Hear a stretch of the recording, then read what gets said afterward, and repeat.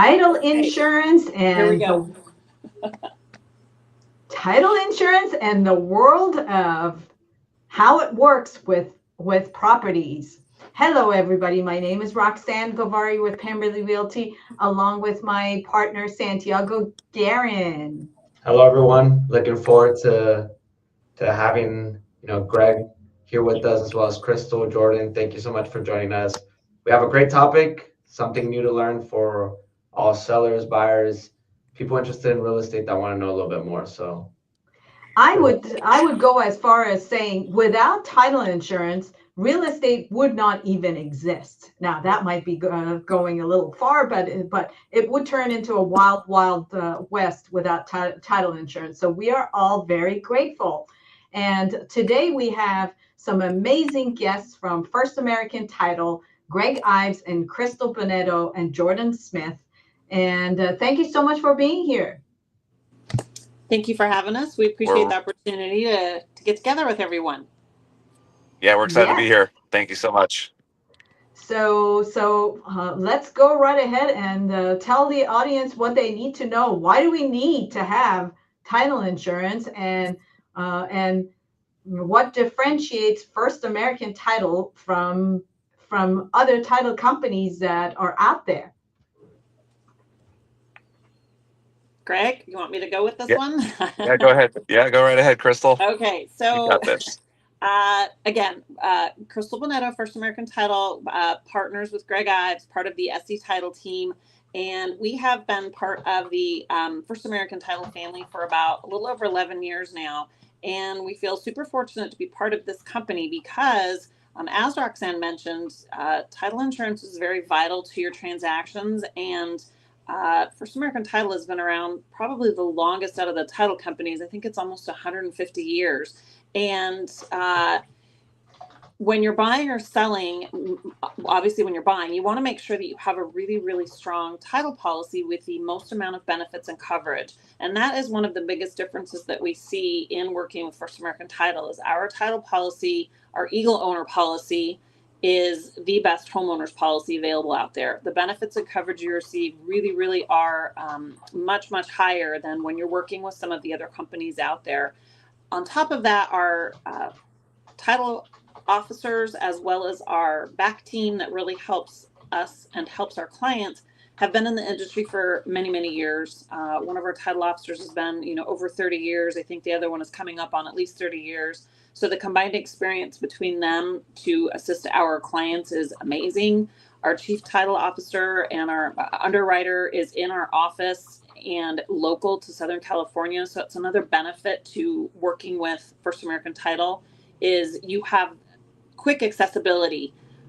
Whenever we have a transaction that might need, that extra set of eyes, we have that underwriting availability right at our fingertips and right at our front door. He's sitting in our office, and our title officers have the ability, because of their amount of experience, to also make a lot of those underwriting decisions right from their desk. Many times they don't even have to go to our major underwriter.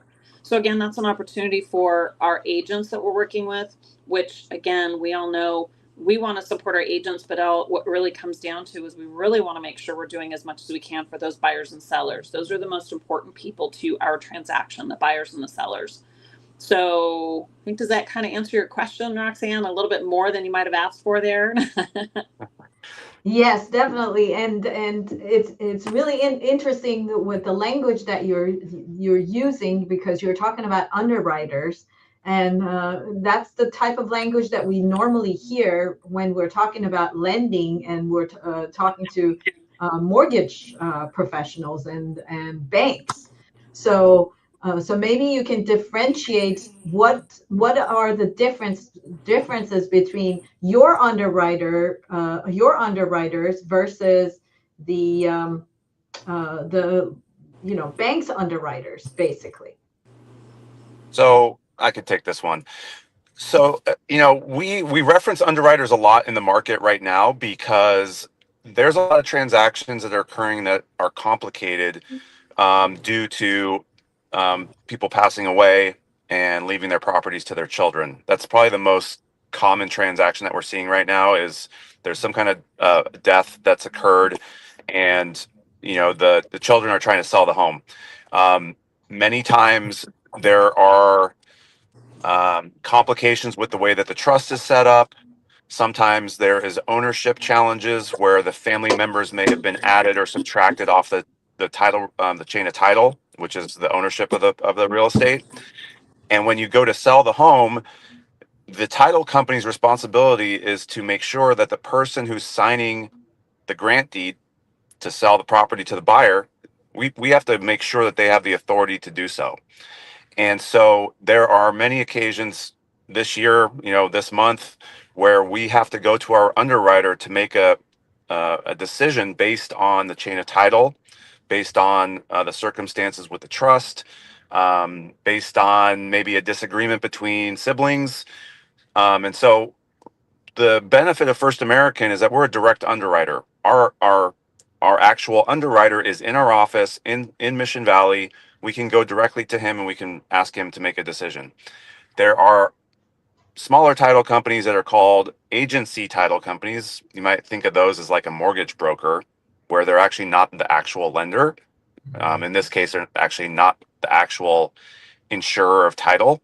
They go to a larger national underwriter to get guidance on difficult transactions. And so what that means for the homeowner, the seller or the buyer is, if you're working with a smaller title company, it's going to take longer to get to decision making. Whereas working with First American, we make a decision very quickly.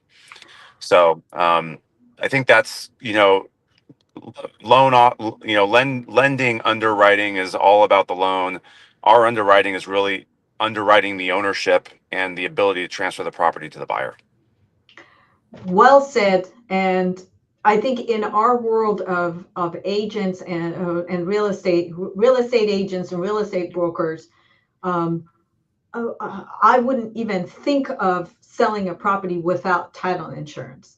I don't know if the importance of title insurance gets communicated to the public enough of how important it is to have title insurance, and that no property should be bought or sold without title insurance. So Absolutely not.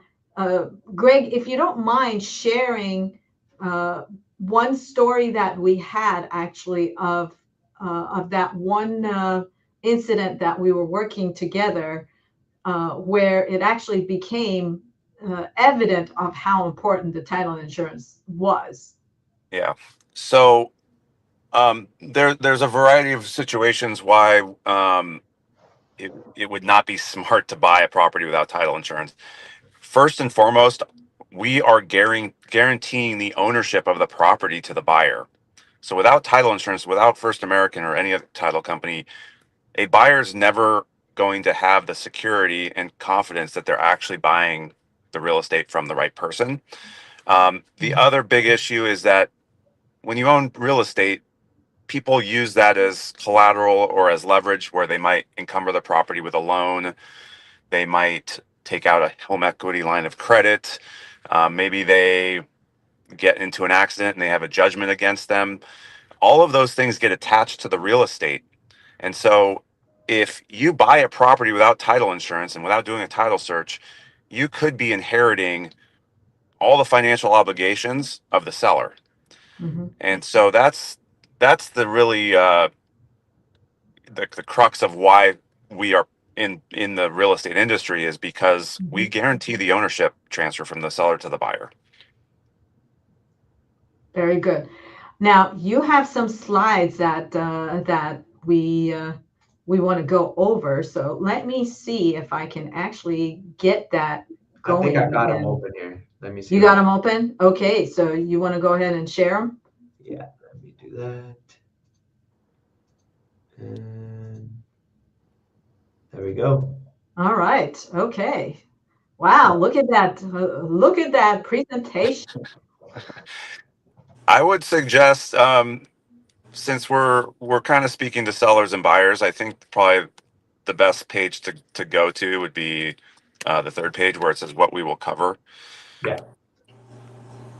Okay. Just All put right. Actually, sorry. Actually, one more. the ideal property profile and preliminary title report sequence.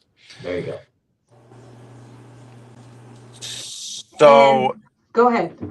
yeah, so we primarily work with real estate agents. We don't go direct to consumer with our business, and so what we do as part of a partnership with the real estate agents we work with is we assist them with understanding the chain of title, the status of the title on the property, and we do that by a couple different methods. And in this slide, we kind of talk about a good process for realtors to follow when it comes to engaging with the title company and with us in particular. Usually the sequence goes where the listing appointment is scheduled from the realtor with the seller. And at that point, the real estate agent should be reaching out to our team to obtain what's called a property profile. A property profile is actually useful for everyday consumers as well because it shows you what is actually recorded on the property. It shows you who the owners of the property is. It shows you who what the property characteristics are, and it also provides comparable sales. So it'll pull sales transactions around that property to see kind of what the property might be worth. Obviously, the real estate agent is the professional in giving an accurate market assessment, but this particular product that we provide is super helpful in assisting the agent with coming up with a value for the property to be sold. And also to see exactly what the encumbrances are on the property, if there are any. So that's a good comment, and there's really a distinct difference between the property profile and the preliminary title report. And Bingo. Thank you for that. yeah, and we'll let Crystal explain kind of the difference of that and what the preliminary title report does.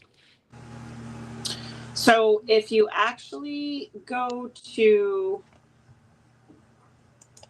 let's see. Sorry, I think you're on the same page. The ideal property profile and the prelim sequence.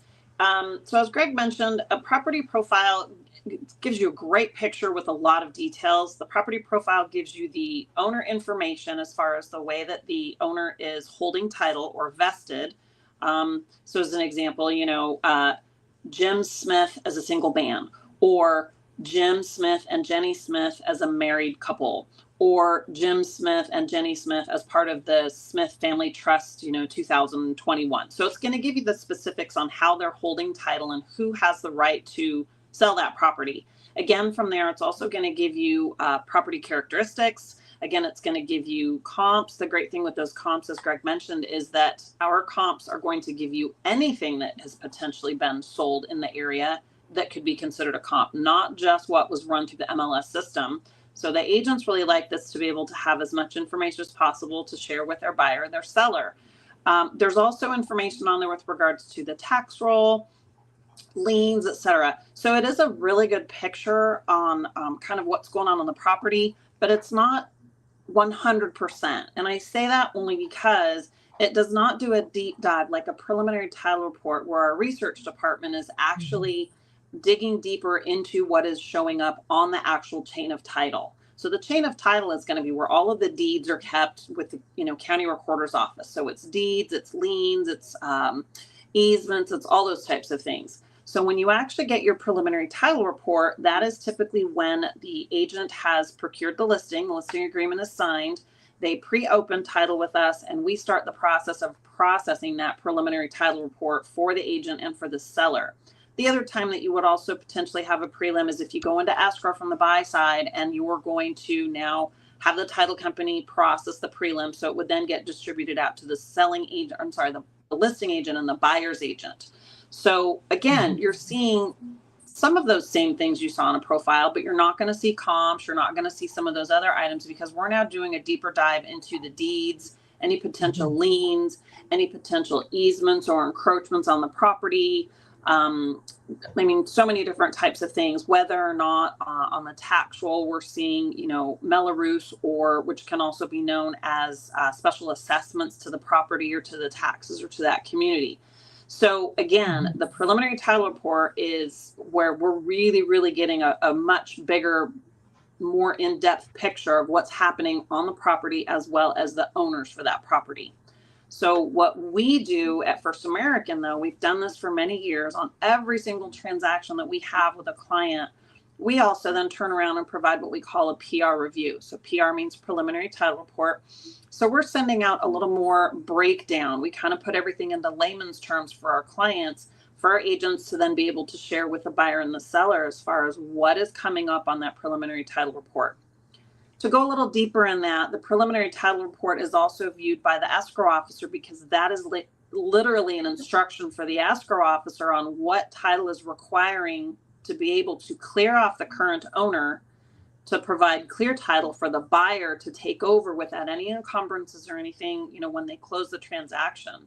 So escrow really uses this as a guide to determine, are there liens we need to pay off? Do we need to request demands from a lender or from a lien holder or from an HOA company, those types of things. They're also going to help clear off kind of anything else that might pop up on there. They're going to help us vest through for the current owner when they're selling, to make sure that everything is cleared off again, and then vesting for the new buyer to come in on how they want to hold title when they are purchasing their property. So it's kind of a little bit of a deeper dive. Again, our preliminary title report's kind of a nitty-gritty upfront from the beginning free report. The preliminary title report is the report where the seller is paying, traditionally throughout California, the seller is paying for the owner's policy for the buyer. So the buyer is not usually paying for a title policy unless they have a loan, and then they are paying for the lender's policy. So that's where sometimes people ask about two different policies. The only reason there would be that second policy is that is considered a lender's policy. And again, that's only when a buyer is taking out a loan to purchase their property. So if they're buying in cash, then Yes. you only pay once. if you're paying in cash, the buyer is not paying for anything with regards to the title insurance, the title policy. That's only the seller responsibility. So the other thing to keep in mind throughout your transaction is, I'll kind of go back again, because I know we're talking to buyers and sellers a little bit more, but title insurance is very different from all of your other insurances. Title insurance is paid for once by the seller through escrow when you purchase a property. Your title insurance lasts the lifetime you own the property, as long as you remain vested on the property. So what that means is, as a buyer, say I'm buying a property and I get married while I own the property, I can add my husband onto title, so it would be the two of us. Then I have children and I decide I want to put my property into a trust. Not a problem. I'm still going to keep my same title insurance because I'm still one of the original vested owners. So that's a great scenario. Say for some reason my husband and I are on there, but we don't go into a trust and it's just the two of us, and unfortunately something happens to the two of us and we're only on there as a married couple. That's when probate potentially comes into play. So that's one thing to think about. Or if we've decided we're going to now add someone else to title, like a sister, and then all of a sudden we decide we're going to come off of title, and now it's just the sister that's on title, she no longer has title insurance. Title insurance covers the original person who was on title when they purchased the property. So sounds tricky, doesn't have to be. You just have to remember, if you're purchasing a property and you're vested or you're on title, stay on title to keep your title insurance. It lasts the entire time that you own your property, as long as you remain vested on your property. Or if you're adding somebody, then can you purchase new title insurance to cover the new person? Well, if you're just adding someone onto title, then your title insurance is going to remain in place. So again, like I added my husband in that scenario I mentioned, I'm going to keep my title my title insurance because I'm still vested on there. But if for some reason we add in, say, a third party, like a friend or a family member, but we're not in a trust, all those things kind of go down another rabbit hole. But to try to keep it simple, if for some reason I then remove myself and I remove my husband, and now this other person is on there, they're not going to have title insurance because I was the original person that had the title insurance and was covered. So that's another good reason to know, or to question, even if it's just a homeowner. We get this sometimes when there's been changes. Hey, Crystal, I have clients that have a question on how their property is vested because there've been some changes on their vesting. reach out to us. We provide a property profile. And with that property profile, you're going to be able to see who is actually vested on there. So a little bit of a deeper dive into that, but. So, Roxanne, one thing that we're starting to see happen is that children are inheriting properties from their deceased parents, and the children don't want to sell the home. They want to keep the home, and they want to keep it for a long time. We have been reissuing new title policies for the children. So to answer your question, you can reissue a new policy. There's a couple things that are required in order to do that, but that is a good practice if, like Crystal said, people are coming on and off title, and then the person who's now on title is going to be holding that property for the long term. It would cost them a few $1,000s to reissue the policy, but then they have the protections and the ownership guarantee. Got it. Excellent. Okay. All right. Very good. Well, I think we're going to leave it here and go ahead and share our contact information for our viewers. So viewers, if you are having any questions about title and insurance or anything title, there are rock stars from First American Title: Greg, Crystal, Jordan, and Frank. And there's their information. You can reach out to them. Thank you, Santi, for providing that. Yeah. And also, let's go ahead and share our contact information if our audience are trying to buy and sell and have general questions about property. So there is my phone number, and I think you have to unshare, Santi, for me to put that up. Let's see. No, there we go. There's my phone number if you're trying to get a hold of me. There is Santiago's phone number if you're trying to get a hold of him. You can also visit us on our website, or we also love to hang out on Instagram or on Facebook. And of course, if you're trying to get a hold of us via email, there's our team email as well. So thank you so much, Greg, Crystal, and Frank, and for joining us today and for giving our viewers a window into the world of title insurance. And we'll see you next time. Thanks for having us. Thank you. Have a great day, everyone. Everyone, thank you so much for joining. Bye.